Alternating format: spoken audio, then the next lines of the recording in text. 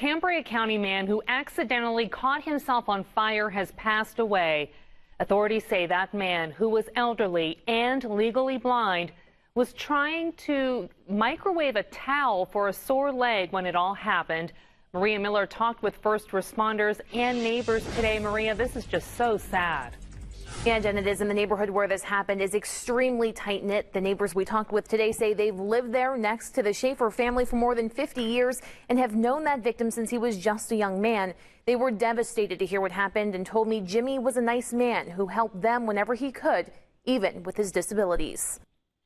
What we're gathering was he put a dry towel in the microwave to put it on a knee that was bothering him.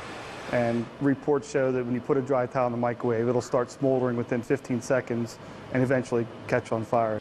And that's exactly what investigators believe happened Tuesday night to the disabled man who lived inside this house along Leisure Avenue in STONYCREEK Township.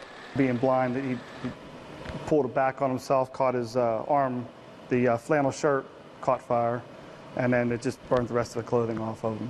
He made his way back the hallway into the bathroom and was able to get in the tub and put himself out with the shower head.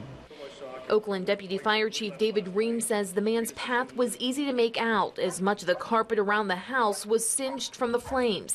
He said the 68-year-old blind man who had lived inside alone for the past 25 years had burns over 80% of his body, but incredibly said he remained calm even as they put him into the ambulance to take him to the hospital.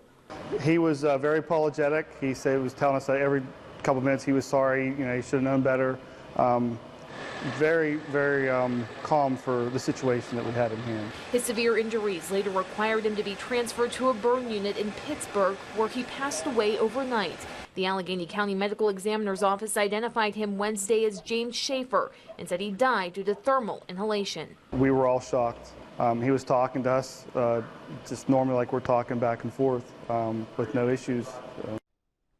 Neighbors told us today that Shaffer was one of the nicest and most intelligent men they'd ever met.